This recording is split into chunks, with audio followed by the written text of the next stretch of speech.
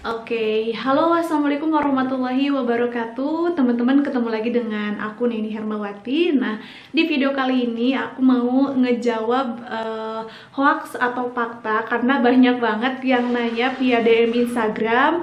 Dan ada pertanyaan dan pernyataan yang nggak mungkin aku bahas satu-satu, tapi udah aku balas secara personal ya. Tapi ini lucu banget sih, ada beberapa pertanyaan yang bisa dibilang lucu dan aku mau bikin di video ini fakta atau hoax gitu ya. Oke, langsung aja. Pernyataan atau pertanyaan yang pertama, Kak, untuk masuk jurusan statistika itu harus jago menghitung tanpa kalkulator. Ini adalah hoax ya. Jadi memang kita itu bahkan ada khusus kalkulator khusus untuk anak statistika. Harganya di sekitar 250-300 ribu gitu. Karena kita nggak bisa kalau ngitung nggak pakai kalkulator. Data yang kita olah itu bukan hanya 10-20, bisa nyampe 1000-2000 kayak gitu. Yang selanjutnya, di jurusan statistika harus hafal rumus-rumus super kompleks. Nggak, ini hoax. Ini hoax ya. Di statistika kita nggak harus hafal rumus-rumus super kompleks, karena dosen juga paham rumus yang kita gunakan itu banyak banget. Jadi setiap distribusi itu, misalnya nih, setiap distribusi itu ada apa namanya, ada fungsi densitasnya, kemudian ada momennya, ada nilai ekspektasi atau harapannya, kemudian ada banyak banget. Jadi nggak mungkin kita hafalin gitu ya.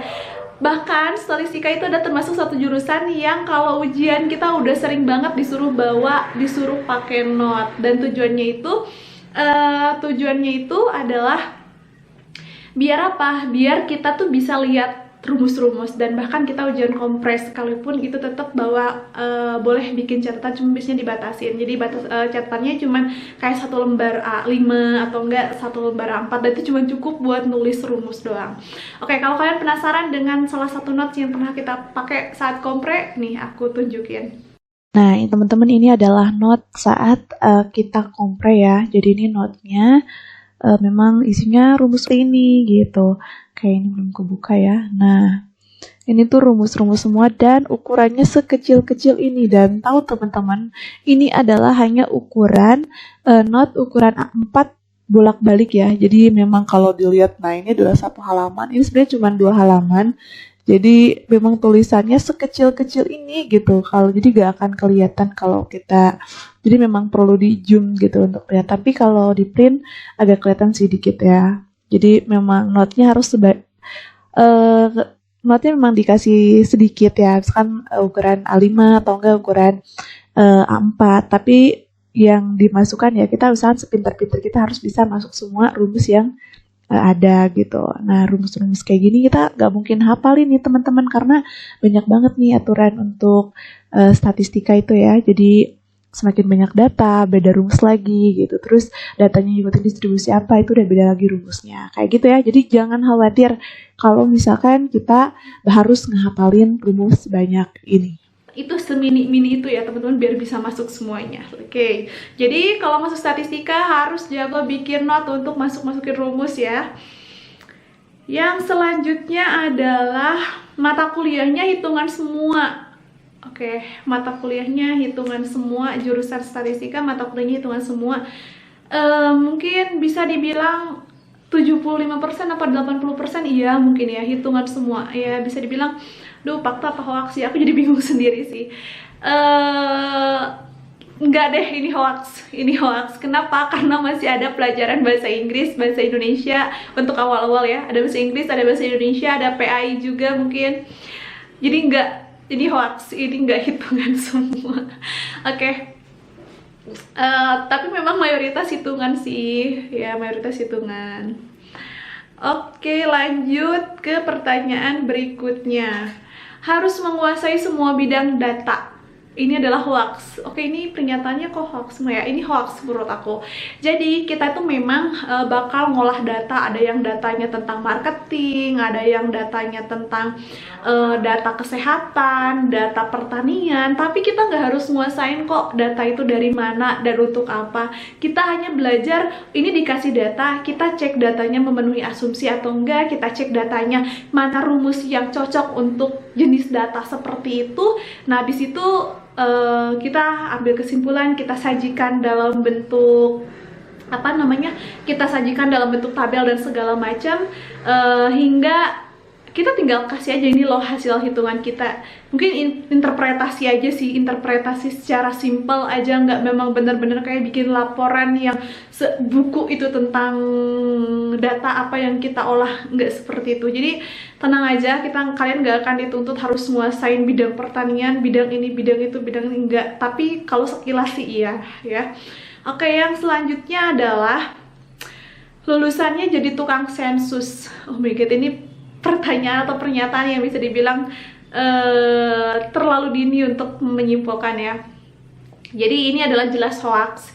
Karena tren yang sekarang itu adalah statistika itu bukan tukang sensus ya teman-teman. Kalau misalkan yang turun ke lapangan itu biasanya bukan orang statistika. Kalaupun ada itu adalah mahasiswa statistika ya. Orang lapangan itu bukan orang statistika. Statistika itu biasanya orang yang hitung. Kalau quick count tuh yang hitung quick countnya gitu.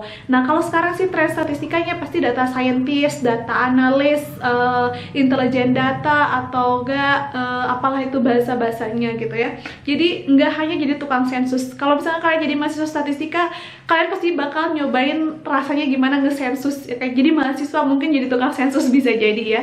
Jadi memang banyak pundi-pundi rupiah yang bisa kalian dapatkan saat jadi mahasiswa. Pertanyaan atau pernyataan berikutnya. Jurusan yang dipelajari di semua jurusan. Oke, statistika adalah jurusan yang dipelajari di semua jurusan. Ini fakta ya, ini fakta. Jadi statistika itu memang dipelajari di semua jurusan. Kalian mau belajar, mau kuliahnya di PAI sekalipun, kalian mau kuliah di ekonomi, bisnis, atau kalian di psikologi, di Vkom, di kimia, di apapun itu, kalian bakal belajar yang namanya statistika. Tapi jangan khawatir, Kak, nanti ilmunya saya berarti orang lain tahu dong, berarti saya nggak expert dong, berarti saya jadi nggak, ya orang lain tahu gitu. Tapi justru ini adalah sebuah keuntungan ya teman-teman, karena statistika dipelajari di semua jurusan, sehingga orang sangat menilai statistika itu mata kuliah yang susah. Jadi gak semua orang bisa masuk jurusan statistika, dan jadi orang-orang tuh jadi menghargai lulusan statistika. Itu sih hal positifnya.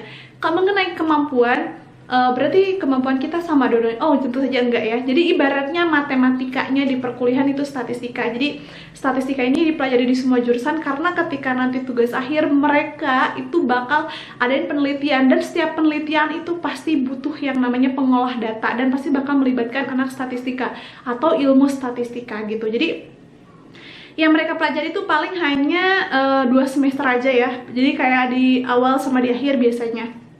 Jadi nggak bener-bener full belajar statistikanya. Jadi hanya statistika buat penelitian saja. Sedangkan kita di jurusan statistika itu belajar dari akarnya, dari bagaimana didapat rumus itu, bagaimana cara kita memenuhi asumsi, mencek data, semuanya sampai benar-benar kita menyajikan ini loh datanya gitu. Jadi kalau orang tuh cuman kayak oh tahu statistika tuh buat ngolah data ini loh gitu. Kalau kita nggak cuma itu, kita belajar ke dapurnya, kita belajar ke pelosok-pelosoknya sampai oh jadi rumus ini tuh dapat dari sini toh gitu ya, kayak gitulah ya. Untuk beda banget kalau jangan sampai kalian khawatir di statistika kan dipelajari di semua jurusan gitu ya, terus ngapain aku harus masuk jurusan statistika gitu. Entah nanti aku masuk jurusan apapun nanti aku belajar statistika gitu kan, beda banget. Jadi ibaratnya matematikanya waktu di sekolah gitu ya, mungkin semua belajar matematika, tapi kita cuman belajar cara pakainya aja gitu, nggak belajar dari mana itu rumusnya, nggak belajar kenapa harus pakai rumus itu dan sebagainya. Oke, kita lanjut ke kita lanjut ke pertanyaan atau pernyataan berikutnya. Masuk jurusan statistika harus jago pemrograman. Oke, ini adalah hoax ya. Jadi statistika itu beda sama teknik informatika. Statistika itu beda sama teknik informatika. Kalau kalian merasa statistika harus jago pemrograman, itu hoax. Kecuali kalau kalian ambilnya itu adalah jurusan data scientist ya, kalian bakal belajar pemrograman. Tapi kalau statistika itu nggak belajar pemrograman, kita hanya menggunakan software statistika saja. Tapi di situ memang ada 2 jenis software. Ada yang cuma tinggal klik-klik kayak di Excel, mungkin teman-teman pernah pakai Excel. Tapi ada juga software yang cara pakainya itu pakai sintaks. Jadi kesannya tuh kayak kita nggak masukin semacam pemrograman, tapi itu namanya sintaks. Dan itu memang udah ada aturannya gitu, udah ada aturannya, tapi tujuannya bukan untuk membuat suatu web atau suatu aplikasi ya, tapi tujuannya itu buat mengeluarkan buat mengeluarkan hasil dari suatu perhitungan gitu. Jadi nggak harus nguasain pemrograman, dan itu paling yang harus dipelajari itu adalah nanti sintaks, dan sintaks itu juga dipelajari di kampusnya gitu. Jadi nggak harus banget ya. Oke. Yang selanjutnya adalah jurusan statistika bisa jadi data scientist. Oke, mungkin ini pertanyaan yang terkini ya, kalau bisa dibilang terkini, karena sekarang banyak bermunculan jurusan data scientist. Jadi itu ada yang awalnya jurusannya statistika kemudian diganti jadi data scientist, ada yang buka jurusan baru namanya data scientist, sehingga orang mikir ini data scientist sama statistika beda apa sama sih gitu kan. Terus apakah anak statistika bisa jadi data scientist atau enggak gitu. Karena data scientist ini jujur aja sekarang lagi trending, lagi naik daun. Ada yang bilang data scientist itu pencampuran antara matematika, statistika, dan ilmu komputer. Tapi memang betul seperti itu. Jadi memang 3 bidang yang harus dikuasain. Basic matematikanya harus kuat, kemudian aplikasi pengolahan datanya di statistikanya harus kuat, dan pemrogramannya memang harus kuat di data scientist itu. Jadi kebanyakan data scientist ini ditempati oleh 3 jurusan ya. Jadi pertama, anak teknik informatika yang dia studi lanjutnya itu ambil statistika, jadi mungkin yang S1-nya teknik informatika, S2-nya ambil statistika, atau juga bisa pakai anak statistika lanjut S2-nya pemrograman juga bisa. Tapi kalau sekarang sih di jurusan statistika juga untuk setara magister memang sudah diajarkan bagaimana untuk jadi data scientist gitu ya. Nah terus bisa juga ditempatin sama anak matematika ya, sama anak matematika, tapi ini matematika murni ya teman-teman, bukan matematika pendidikan, karena itu beda banget. Nah kalau matematika murni juga bisa jadi data scientist, cuman ya mereka harus ngejar berarti harus ngejar statistikanya dan juga ngejar di pemrogramannya, karena anak matematika juga sebenarnya belajar di komputer kayak sintak-sintak itu juga mereka belajar gitu. Oke, ini adalah yang terakhir. Kita sebenarnya masih banyak banget pertanyaan dan pernyataan yang banyak ditanyakan, tapi ini yang terakhir aja. Yang terakhir adalah masuk jurusan statistika susah lulus. Oke, masuk jurusan statistika susah lulus, ini fakta apa? Fakta atau hoax ya? Oke, kalau misalkan sebenarnya ini tergantung ya, ini tergantung kita mau jawab, tergantung situasi dan kondisi sih. Tapi aku mau jawab ini adalah fakta. Kenapa? Kemarin aku sempet bincang-bincang sama anak S1 IPB jurusan statistika. Kalau sekarang namanya jadi statistika dan sains data. Jadi, tapi sayang sekali videonya nggak bisa aku tayangin karena ada kesalahan teknis kemarin. Tapi aku share di sini sebagian, dan aku sempat nanyain menurut mereka gimana sih gitu, statistika bener nggak ya di kampus mereka juga termasuk jurusan yang susah lulus gitu. Dan ternyata mereka menjawab iya. Jadi oke, untuk sebagian besar orang statistika menjawab jurusan statistika susah lulus, karena aku ulang kembali bahwa jurusan statistika dibilang susah lulus karena ada 2. Yang pertama, statistika itu kita menggunakan data sekunder. Kita nggak ada kunjungan industri, kita nggak ada kunjungan ke perusahaan dan sebagainya. Datanya bisa gunain data yang berseliweran di internet. Bisa yang penting datanya jelas ya sumbernya, kayak dari BPS dan sebagainya gitu. Nah sehingga gitu ya, karena kita bisa mengerjakan dari depan laptop doang, akhirnya apa? Akhirnya malesnya jadi sangat tinggi. Itulah kenapa menjadi kendala, menjadi kendala kita jadi ya udah nanti karena karena kita ngerasa oh nanti sore bisa, besok pagi bisa gitu-gitu ya. Jadi nggak tergantung sama orang lain. Terus yang berikutnya adalah metode yang kita pilih itu susah, karena biasanya di statistika itu kita lebih mengutamakan metode. Datanya bodo amat kita mau pakai data apa, yang penting metodenya tergantung sih ketentuan di kampusnya. Ada yang harus metode baru, ada yang harus pakai metode 5 tahun terbaru, ada yang harus pakai metode yang belum pernah diajarkan di kampus dan sebagainya. Nah, itu yang menjadi lama karena kita harus memahami betul-betul metode itu, sedangkan itu belum pernah diajarkan di kampus gitu, biasanya kayak gitu.